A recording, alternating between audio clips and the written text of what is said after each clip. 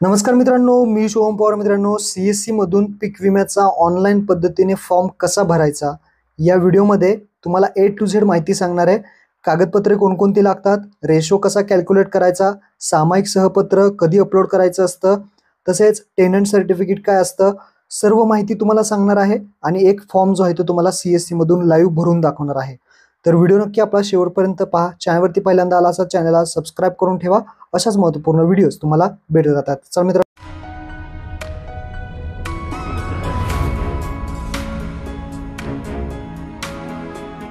तर मित्रांनो, CSC मधून शेतकऱ्याचा फॉर्म भरण्यासाठी इथे PMFBYच्या वेबसाईटवरती यायचं आहे. इथे CSC ऑप्शन दिसेल, त्यावरती क्लिक करून CSC लॉग इन या बटनावरती क्लिक करायचं आहे. CSC लॉग इन मध्ये तुमचा जो काही CSC ID आहे, इथे पासवर्ड आहे विचारला जाईल, तो टाकायचा आहे. कॅप्चा विचारला आहे, तो टाकून इथे लॉग इन करून घ्यायचं आहे. CSC लॉग इन केल्यानंतर तुम्हाला इथे अशा पद्धतीने भरपूर स्कीमा दिसतील. या स्कीम मध्ये आपल्याला वरती अंदमान निकोबार जिथे दिसते तिथे आपल्याला महाराष्ट्र स्टेट जे आहे ते सिलेक्ट करायचं आहे. इथे स्टेट विचारला जाईल, तर आपण महाराष्ट्र स्टेट सिलेक्ट करून घेऊयात.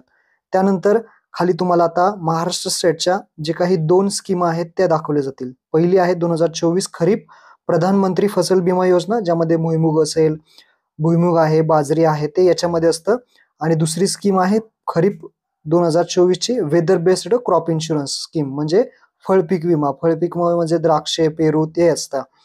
तर ज्या ठिकाणी शेतकऱ्याचा कोणत्या स्कीम मध्ये विमा उतरायचा त्यानुसार हे स्कीम सिलेक्ट करायची आहे. तर मी प्रधानमंत्री फसल बीमा योजना जे आहे ते सिलेक्ट करतो आणि त्यानंतर खाली सबमिट ऑप्शनवरती क्लिक करतो. सबमिट बटनावरती क्लिक केल्यानंतर आता वरती तुम्हाला ऍप्लिकेशन हा ऑप्शन 2 नंबरला दिसेल, त्या ऍप्लिकेशन वरती क्लिक करायचं आहे. आपल्याला इथे भरपूर असे ऑप्शन दिसतील. पहिलं ऑप्शन आहे ऍप्लिकेशन फॉर्म, दुसरा आहे paid application, unpaid application, revert application, approved application, reject application. आता आपल्याला फॉर्म भरायचा आहे, तर ऍप्लिकेशन फॉर्म हा पहिला ऑप्शन वरती क्लिक करायचा आहे. क्लिक केल्यानंतर हा फॉर्म ओपन होईल. आता शेतकऱ्याची माहिती एकदम व्यवस्थित टाकायची आहे. काही जर माहिती चुकली तर फॉर्म रिजेक्ट होईल. पहिली आहे बँकेची माहिती, सर्च बाय IFC. तर इथे येस करायचं आहे. शेतकऱ्याचा जो काही IFC कोड आहे तो इथे टाकायचा आहे. बँकेचा व्हेरीफाय करायचा आहे. ऑटोमॅटिकली कोणती बँक आहे, कुठल्या जिल्ह्याची, कोणती ब्रँच आहे ते दाखवलं जाईल. त्यानंतर अकाउंट टाईप विचारला जाईल. अकाउंट जे शेतकऱ्याचं आहे ते सेव्हिंग आहे का लोन आहे ते सिलेक्ट करून शेतकऱ्याचा जो काही अकाउंट नंबर आहे तो इथे टाकून घ्यायचा आहे आणि पुन्हा एकदा अकाउंट नंबर कन्फर्म करायचा आहे, टाकून घ्यायचा आहे. ते टाकल्यानंतर खाली तुम्हाला check bank details and continue ऑप्शनवरती क्लिक करायचं आहे. पुढे आल्यानंतर दुसरी स्टेप आहे फार्मर डिटेल्स. आता शेतकऱ्याची माहिती व्यवस्थित भरायची. पहिली आहे name as per passbook. Passbook वरती जसं नाव आहे स्पेलिंग सहित पूर्ण तसं टाका. त्यानंतर नेम ॲज पर आधार कार्ड, आधार कार्ड वरती जसं स्पेलिंग सहित नाव आहे तसंच व्यवस्थित टाका. थोडं जरी काही चुकलं असेल तर तुमचा फॉर्म रिजेक्ट होऊ शकतो. आता नवीन जे नियम लागू झालेत त्यामध्ये सुद्धा प्रॉब्लेम होऊ शकतो. त्यानंतर आधार नंबर विचारलाय, आधार नंबर इथे टाकून घ्यायचा आहे आणि व्हेरीफाय बटन दिसेल, त्या व्हेरीफाय बटनावरती क्लिक करायचं आहे. बरोबर असेल तर इथे व्हेरीफाय होऊन जाईल. खाली तुम्हाला इथे रिलेशन टाईप विचारलंय, सन ऑफ, डॉटर ऑफ, ते इथे तुम्हाला सिलेक्ट करायचंय. आधार कार्डच्या पाठीमागं तुम्हाला हे पाहायला मिळेल. त्यानंतर रिलेटिव्ह नेम टाकायचंय. वरती जे शेतकऱ्याचं नाव आहे त्याच्या इथे वडिलांचं नाव येणार आहे. रिलेटिव्ह नेम टाकल्यानंतर मोबाईल नंबर विचारला जाईल, शेतकऱ्याचा मोबाईल नंबर टाका. त्यानंतर एज विचारला जाईल, वय शेतकऱ्याचं किती आहे ते टाकायचं आहे. त्यानंतर जेंडर, मेल फिमेल जे काही असेल ते इथे टाकून घ्यायचं आहे. कास्ट कॅटेगरी, कोणत्या कॅटेगरी मधून येतं तुम्ही, जनरल असेल, OBC असेल, ST असेल, SC असेल, तर ह्या कॅटेगरी आहेत यापैकी सिलेक्ट करा, नंतर जनरल मध्ये टाकून द्या. त्यानंतर फार्मर कॅटेगरी विचारली जाईल. फार्मर कॅटेगरी आहे ओनर. पहिला ऑप्शन आहे ओनर. आता ओनर म्हणजे तुमची स्वतःची शेती आहे तर तुम्ही ओनर, तुम्ही स्वतः मालक आहात तर ओनर मध्ये येणार आहात. जर तुम्ही भाडेतत्वावरती घेतली असेल, भाडे करार करून घेतली असेल तर तुम्ही टेनंट हा दुसरा ऑप्शन आहे. जर तुम्ही कुणाची शेती शेअर क्रॉपवर म्हणजे करायला वगैरे घेतली असेल, काही ठरवलं असेल तुम्ही त्यानुसार करायला वगैरे घेतली असेल तर शेअर क्रॉपर. अशा पद्धतीने हे 3 ऑप्शन आहेत. ओनर असेल, स्वतःची असेल तर ओनर सिलेक्ट करा, जे काही असेल ते तुम्ही सिलेक्ट करा. त्यानंतर फार्मर टाईप विचारलाय स्मॉल. स्मॉल म्हणजे छोटी शेती आहे, छोटं उत्पन्न येतं स्मॉल. त्यानंतर मार्जिनियल, भरपूर उत्पन्न येतं, जास्त मार्जिन होतं तर मार्जिनियल. आणि अदर जर असेल तर अदर यापेक्षा काही असेल तर मी इथे स्मॉल टाकतोय. तुमचं जे असेल तुम्ही इथे टाकून घ्या. त्यानंतर रेसिडेन्शियल ऍड्रेस, जो शेतकरी आहे, ज्या व्यक्तीचा फॉर्म भरताय तो शेतकरी कोणत्या गावामध्ये राहतो, कोणता जिल्हा आहे, कोणता पिनकोड आहे, ज्या ठिकाणी राहतोय आत्ता शेतकरी त्याची सगळी माहिती आणि ऍड्रेस तुम्हाला इथे टाकायचा आहे. सगळी माहिती टाकल्यानंतर खाली नॉमिनी डिटेल्स, जर नॉमिनी लावायचं असेल तर नॉमिनीची माहिती द्यायची आहे, नॉमिनीचं नाव, वारसदाराचं जे काही, त्यानंतर नॉमिनीचं वय, त्यानंतर सन ऑफ, डॉटर ऑफ आणि ऍड्रेस अशा पद्धतीने टाकायचं आहे. नॉमिनी नसेल लावायचं तर डिक्लेअर नॉमिनी लेटर हा ऑप्शन तुम्ही सिलेक्ट करू शकता. त्यानंतर खाली सेव्ह अँड कंटिन्यू ऑप्शनवरती क्लिक करायचं आहे. जसं तुम्ही सेव्ह अँड कंटिन्यू ऑप्शनवरती क्लिक कराल तर स्टेप 3 येते, तिसरं ऑप्शन आहे ज्यामध्ये क्रॉप डिटेल्स, म्हणजे आता सातबाऱ्यावरची माहिती, जी काही शेती आहे, आपली जमीन आहे, ती सगळी माहिती इथे द्यायची आहे. पहिला आहे जिल्हा. आता ज्या ठिकाणी तुमची जमीन आहे, ज्या ठिकाणी तुम्ही शेती करताय, ज्या ठिकाणचा सातबारा आहे, तर तोच जिल्हा इथे सिलेक्ट करायचा आहे, तोच तालुका सिलेक्ट करायचा आहे, तेच रेव्हेन्यू सर्कल म्हणजेच महसूल मंडळ विचारला जाईल, तोच महसूल मंडळ सिलेक्ट करायचा आहे. ग्रामपंचायत विचारली जाईल, म्हणजेच सातबारा जो आहे त्या सातबाऱ्यावरती जी काही ग्रामपंचायत आहे, जी काही गाव आहे, तोच सातबाऱ्यावरचीच माहिती तुम्हाला इथे टाकायची आहे. तर ही तुम्ही व्यवस्थित ग्रामपंचायत गावाचं नाव व्यवस्थित सिलेक्ट करून घ्या. ग्रामपंचायत आणि गावाचं नाव सिलेक्ट केल्यानंतर खाली तुम्हाला मिक्स क्रॉपिंगचा ऑप्शन आहे. जर तुम्ही मिश्र पीक घेतलं असेल, समजा बाजरी लावलेली आहे रानामध्ये आणि त्या बाजरीच्या खालीच तुम्ही भुईमूग लावला आहे, त्याला आपण मिश्र शेती म्हणतो, मिश्र पीक म्हणतो. तर मिक्स क्रॉपिंग केलं असेल तर त्या बॉक्सवरती क्लिक करा आणि मिश्र कसं केलेलं आहे, बाजरी सोबत तुम्ही भुईमूग लावलाय, तर अशा पद्धतीने तुम्ही पिकं निवडायची आहेत. ते 2 असू शकतात, 3 असू शकतात, 4 असू शकतात. जे काही मिक्स क्रॉपिंग केली असेल ते सिलेक्ट करा. सोईंग डेट म्हणजे पेरणीची तारीख विचारली जाईल, ती पेरणी कधी केलेली आहे तुम्ही तारीख टाका. त्यानंतर डिफाईन रेशो टाकायचा आहे. आता मी समजा 2 इथं निवडलेला आहे, एक बाजरी आणि एक भुईमूग. आता याचा डिफाईन रेशो मला काढायचा आहे. मिक्स क्रॉपिंग करतोय ना, त्यामुळे आपल्याला डिफाईन रेशो काढण्यासाठी एक एक्सेल फाईल मी तुम्हाला देतो. एक्सेल कॅल्क्युलेटर सुद्धा आहे, याला आपण कॅल्क्युलेटर सुद्धा म्हणूयात. तर हे अशा पद्धतीने तुम्हाला ओपन होईल. एक्सेल फाईल ओपन करा. ओपन केल्यानंतर वरती विमा भरायची पूर्ण जमीन हेक्टरमध्ये टाका, म्हणजे आपण ज्याचा विमा भरणार आहे ती पूर्ण जमीन इथे येणार आहे. माझी आहे 0.70, तर मी 0.70 आर इथे टाकलेला आहे. तुमची जी काही असेल जमीन पूर्ण विमा भरायची ती टाका. त्यानंतर पहिलं पीक किती आहे तुमचं, म्हणजे 0.70 आर मध्ये तुम्ही भुईमूग, आता मी पहिलं पीक भुईमूग घेतलंय किंवा बाजरी घेतली आहे, तर ते भुईमूग आणि बाजरी किती आर मध्ये करणार आहात ते इथे टाकायचं आहे. तर पहिलं पीक टाकलं मी 0.35, दुसरं 0.35, तर म्हणजे 0.70. इथे कॅल्क्युलेशन कंप्लीट झालं आपलं, कारण अलर्ट मेसेज आपला ओके आलेला आहे. अलर्ट मेसेज ओके आला तर तुमचं रेशो जो आहे तो कॅल्क्युलेशन इथे झालेला आहे. तर मी 2 पिके घेतलेली आहेत, तुम्ही 3 असतील, 4 असेल, तुमचे जे काही मिक्स क्रॉपिंग मध्ये येत असेल तर ते तुम्ही इथे रेशो जो आहे तो अशा पद्धतीने तुम्ही कॅल्क्युलेट करू शकता. 35 0.70 झालेला आहे. अशा पद्धतीने हा रेशो काढायचा आहे ज्यांनी ज्यांनी मिक्स क्रॉपिंग जे आहे ते केलेलं आहे, मिश्र पीक घेतलेलं आहे, आणि तो डिफाईन रेशो अशा पद्धतीने तुम्हाला 3 डिजिट मध्ये टाकायचा आहे. मिक्स क्रॉपिंग तुम्हाला समजलं. मिक्स क्रॉपिंग जर ज्यांनी केलंय त्यांनी हे अशा पद्धतीने टाकून घ्यायचं आहे, आणि खाली सर्वे नंबर म्हणजेच खाते नंबर असेल तो टाकून तुम्ही व्हेरीफाय करून घ्यायचा आहे. आता मी मिक्स क्रॉपिंग केलेलं नाही त्यामुळे मी हा ऑप्शन काढून टाकतो.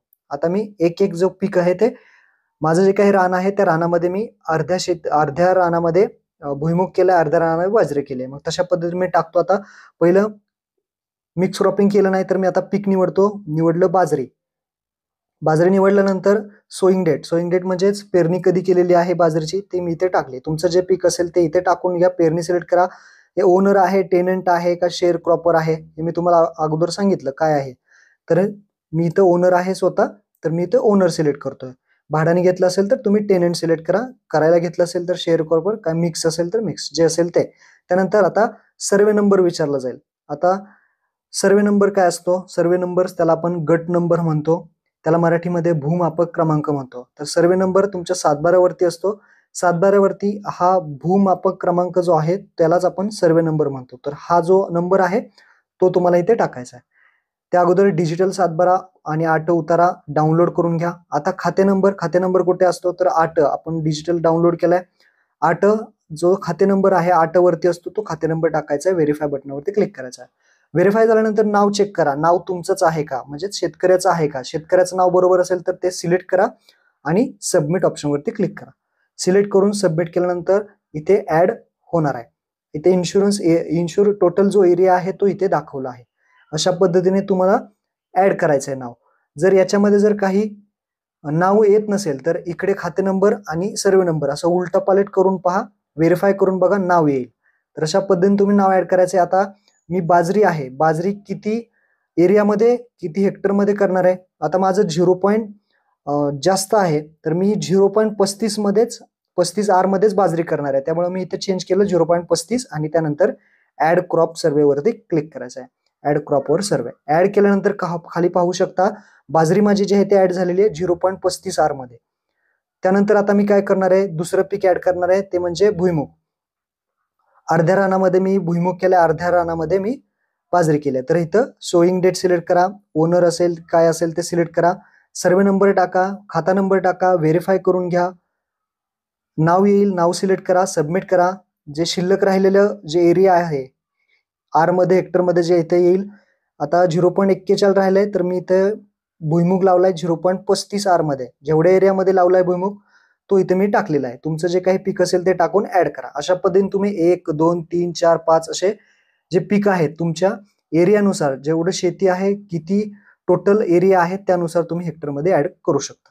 तर अशा पद्धतीने तुम्हाला समजलं असेल. आणि जर गट नंबर चेंज करायचा असेल तर तुम्ही अशा पद्धतीने सेम पद्धतीने गट नंबर इथं चेंज करा, खाते नंबर चेंज करा आणि दुसऱ्या शेतीचा सुद्धा असं पीक तुम्ही ऍड करू शकता.